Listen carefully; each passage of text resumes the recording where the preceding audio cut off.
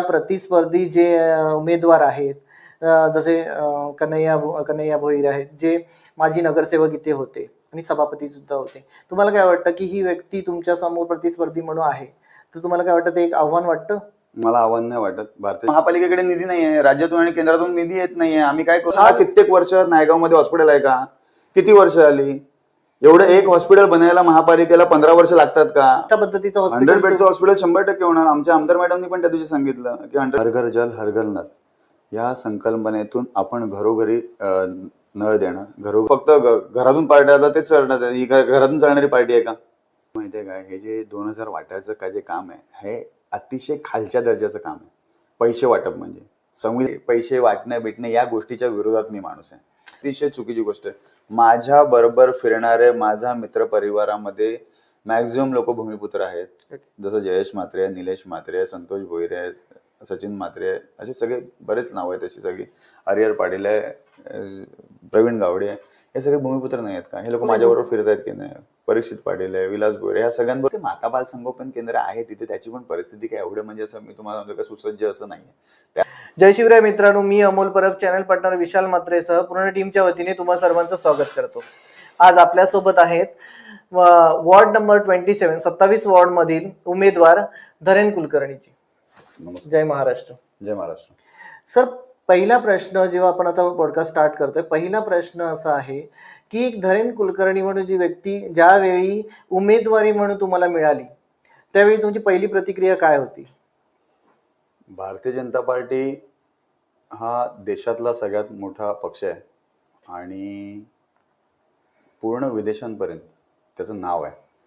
आणि अशा पक्षाची उमेदवारी मिळणं हा स्वाभाविक आहे, खूप आनंदाची गोष्ट असणार की आपल्याला अशा पक्षाची उमेदवारी मिळते की ज्याचा देशात सरकार आहे, राज्यात सरकार आहे. अशा पक्षाची जेव्हा उमेदवारी मिळते तेव्हा खरोखर ही खूप मोठी गोष्ट आहे. तर त्यामुळे स्वाभाविक आहे आनंद तर असणारच माणसाला. ज्यावेळी तुम्ही या पक्षामध्ये प्रवेश केलात, आतापर्यंत मला वाटतं 1 इयर कंप्लीट झालं तुम्हाला या पक्षामध्ये प्रवेश केल्यावर, दुसरी महत्वाची गोष्ट म्हणजे तुम्ही RSSशी पण जुळलेले आहात किंवा त्यामध्ये तुम्ही सहभाग घेतलात. तर तुम्हाला काय वाटतं की ज्यावेळी इथे जे मतदान होईल आणि जसं जे कॅल्क्युलेशन आहे त्यामध्ये इथे मुस्लिम वोट सुद्धा आहे, तर तुम्हाला काय वाटतं की त्यांची प्रतिक्रिया काय असेल किंवा त्यांचे वोट्स तुम्हाला मिळतील असं वाटतं? त्यांना तुम्ही वोटमध्ये कन्वर्ट करण्यासाठी काय करू शकता किंवा काय म्हणता? पहिली गोष्ट म्हणजे संघ ही एक चांगली विचारधारा आहे आणि त्या विचारधारेशी मी जोडलेलो कित्येक वर्ष, अनेक वर्षांपासून मी त्या विचारधारेशी जोडलेलो आहे. दुसरी गोष्ट, राष्ट्रप्रथम ही भावना आहे.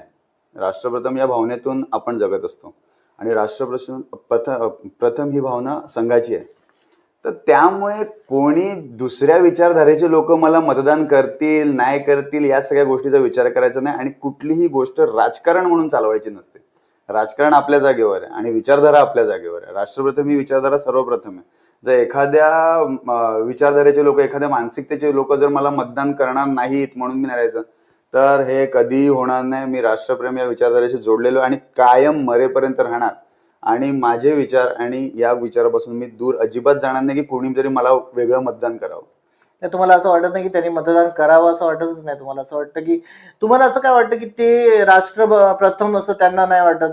त्यांचा पण मुद्दा असू शकतो की राष्ट्रप्रथम म्हणून. तुम्ही असं बोलताय ना की RSS जोडल्यावर हे लोक मतदान नाही करणार. RSS बद्दल जॉईन झाल्याच्या नंतरच असं नाही की भारतीय जनता पार्टी एक मोठा पक्ष आहे, जसं तुम्ही म्हणाला की देशात नव्हे तर जगातला सगळ्यात मोठा पक्ष आहे आणि ते जास्त फर्स्ट बोलतात की राष्ट्रप्रथम असं तुम्ही म्हणाला.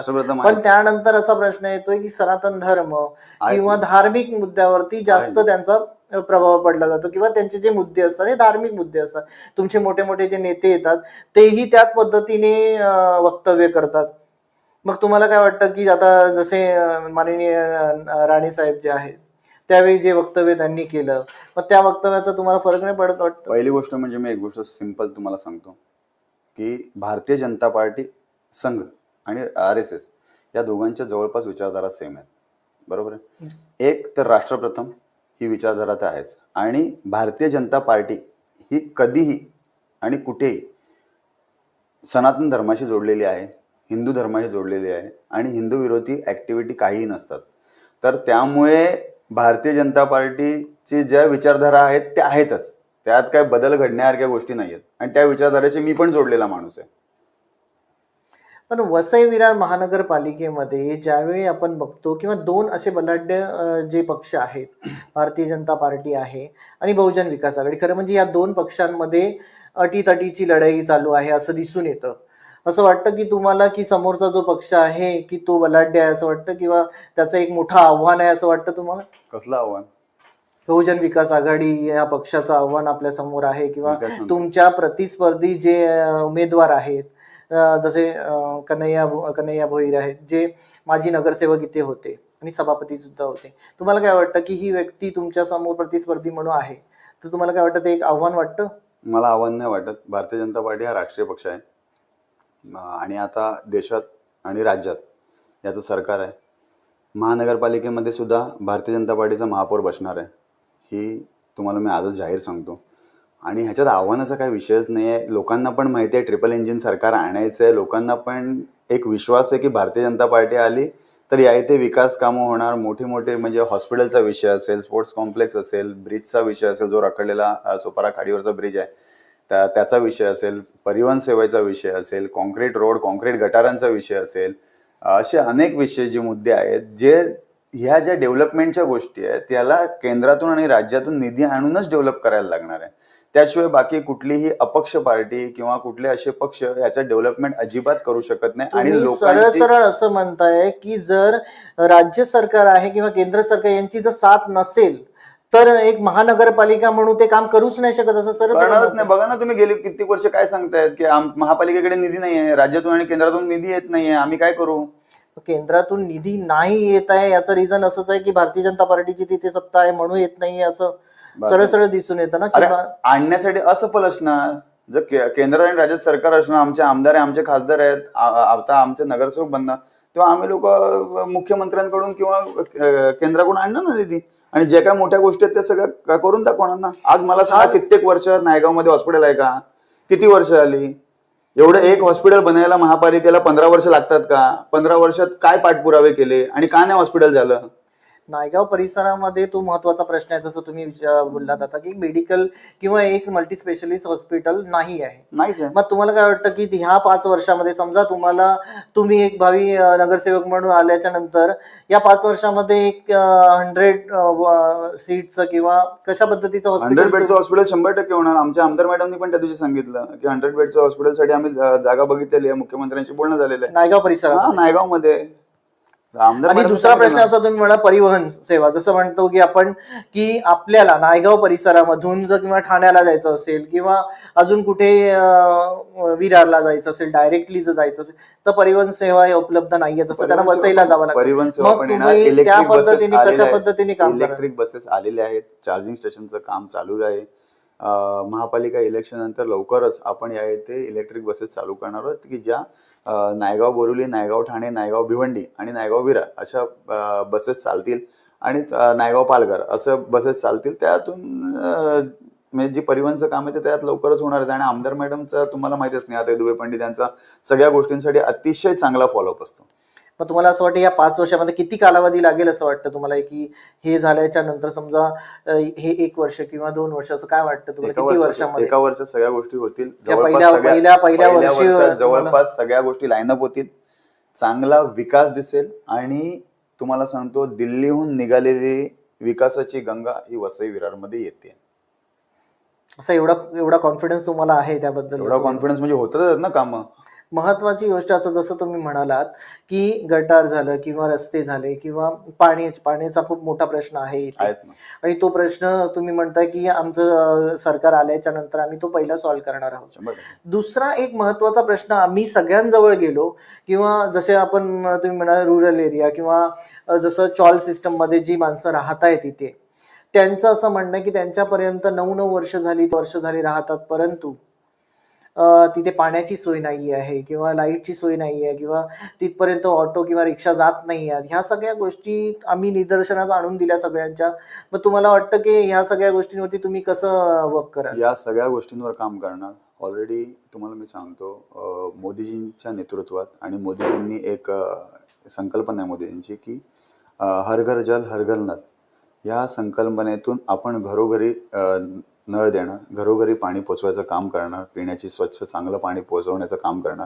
आणि या सगळ्या गोष्टीसाठी आमचा अगोदरपासून फॉलोअप आहे. येणाऱ्या इलेक्शन नंतर आपण या सगळ्या गोष्टींवर काम करणं, घरोघरी नळ देणं. एक अजून महत्वाचा प्रश्न खेडे असा पाडे आहे, आदिवासी पाड्यांपर्यंत आपण पाणी पोचवणार. हा एक खूप चांगला बोलला तुम्ही. खेडेपाडे किंवा आदिवासी पाडे जे आहेत तिथपर्यंत नळाची सोय नाही आहे आता, राईट नाव जी कंडिशन आहे. महत्वाचा असा प्रश्न अजून एक येतो की वसई विरार महानगरपालिका क्षेत्रामध्ये 40 बिल्डिंग ज्या अनधिकृत होत्या त्या पाडल्या गेल्या.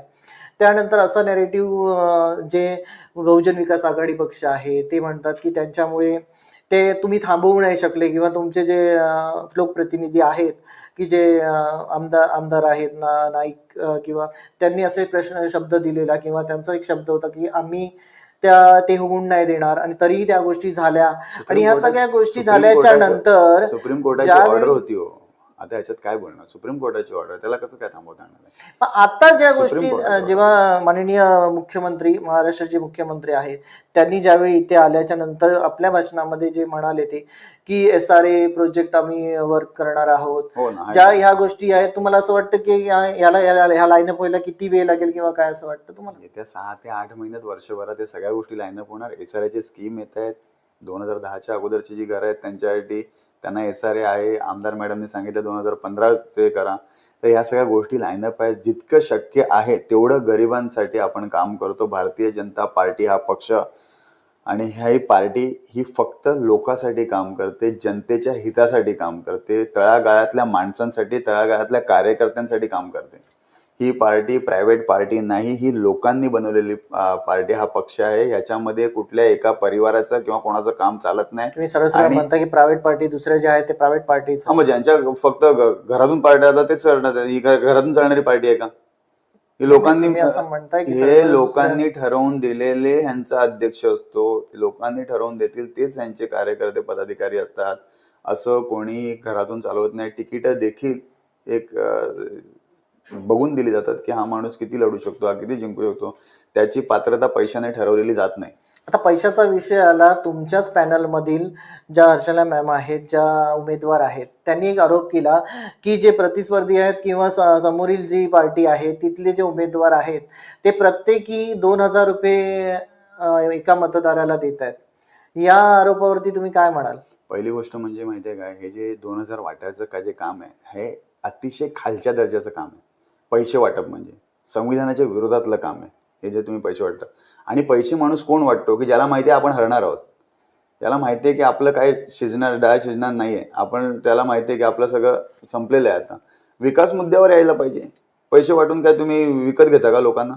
विकत घ्यायचं म्हणजे काय, हे काय? हे तुमचं पर्सनल मत आहे. महत्वाचा असा पार्ट येतो की महाराष्ट्रामध्ये जेवढी अमाऊंट ऑफ पकडली गेली किंवा वाटली गेली, हे भारतीय जनता पार्टीचे पण काही उमेदवार आहेत त्यांच्यावरही सरळ आरोप केले गेले की त्यांनीही काही पैसे वाटणं आणि सत्यता असणं याच्यात खूप अंतर आहे.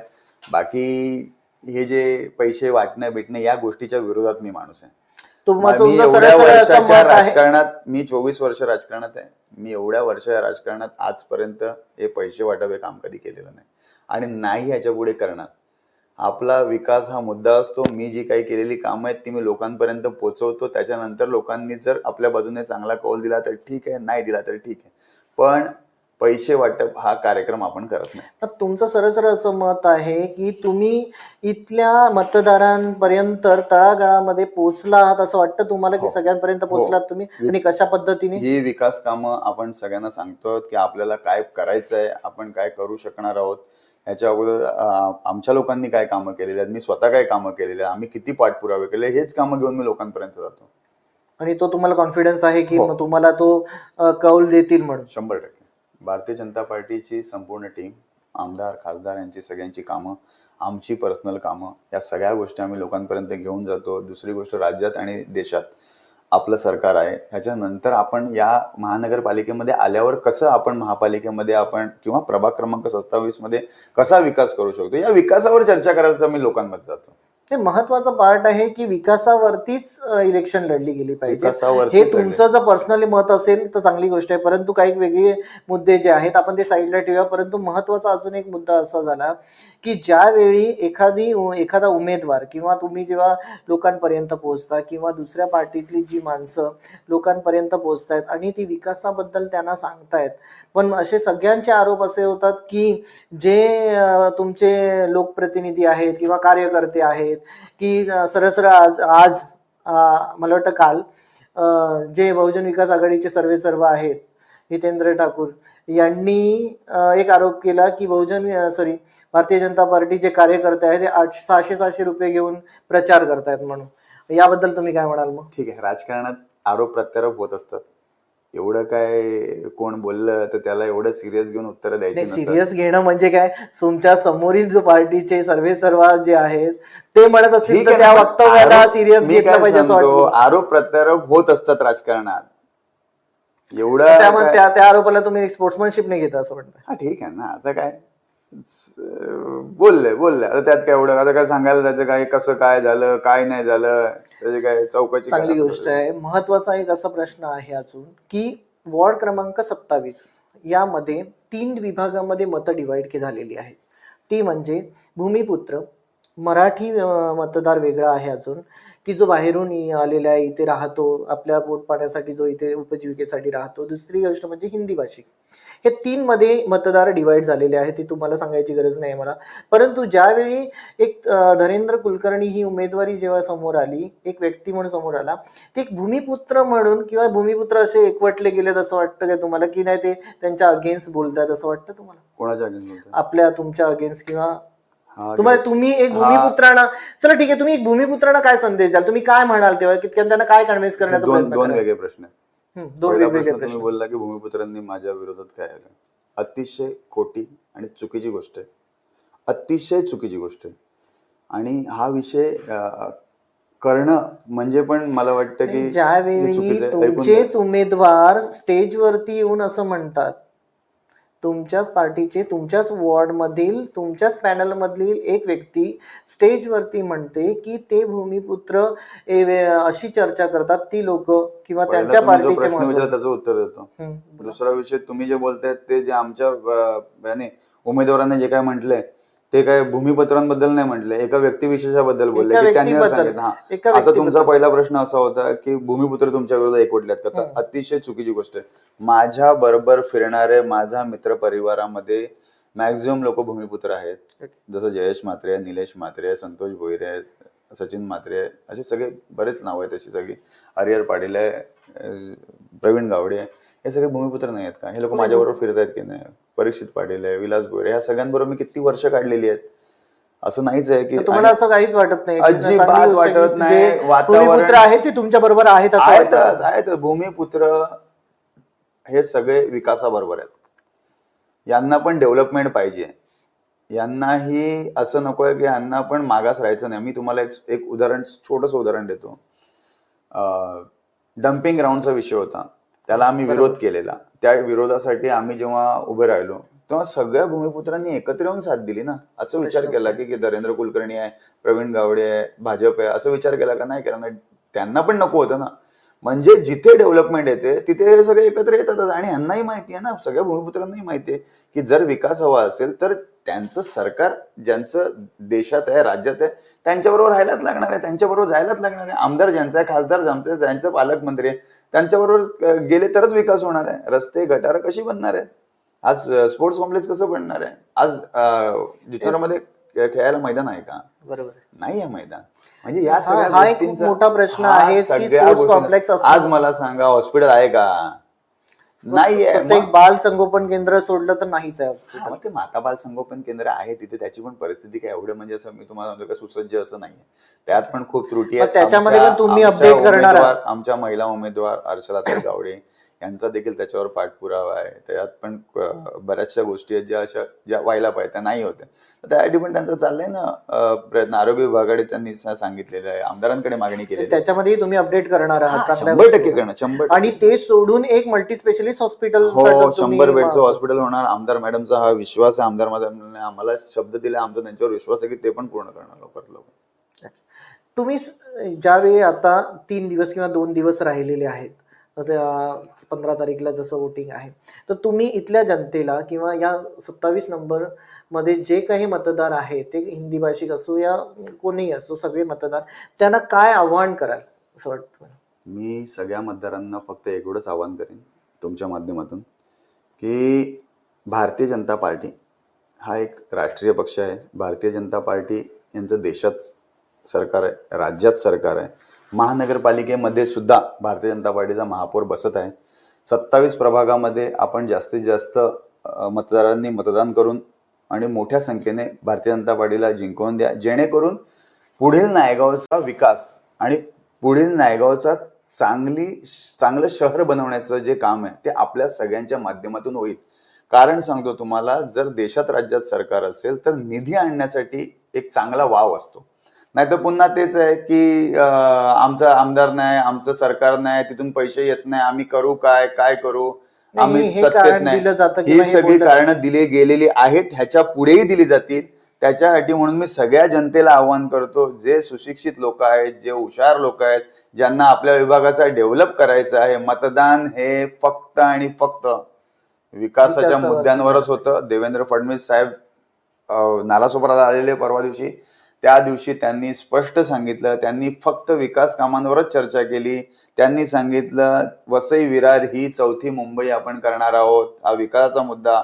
त्यांनी अनेक किती करोड कशा आले त्याचा आराखडा वाचून दाखवला. त्यांनी सांगितलं की क्लस्टर रोड होतो आहे आपल्याकडे, तिथून त्यांनी हे सांगितलं की एकतर विरारला आपण एअरपोर्ट करणार किंवा वाढवण बंदराजवळ एअरपोर्ट करणार. म्हणजे त्यांनी आल्यानंतर फक्त विकास या मुद्द्यावरच चर्चा केली. तुम्हाला वाटतं की विकास या मुद्द्यावरच इलेक्शन विकास या मुद्द्यावरच होणार. आणि मी तुम्हाला लिहून देतो, मतदान सुद्धा विकास या मुद्द्यावरच होणार. आम्ही आमच्या प्रेक्षकांना किंवा आमच्या जे चॅनल पाहतात त्यांना हेच आवाहन करतोय की ज्या पद्धतीने तुम्ही वोटिंग करणार आहात किंवा तुमचा जो हक्क तुम्ही बजावणार आहात, मला वाटतं सगळ्यांनी तो हक्क बजावावा आणि जो योग्य तुम्हाला उमेदवार वाटतो आणि विकासाच्या मुद्द्यावरती जो कोणी उमेदवार तुम्हाला वाटतं की तो विकासाचा मुद्दा घेऊन पुढे चाललेला आहे त्याला तुम्ही मतदान करावं. Thank you so much. Thanks a lot. धन्यवाद.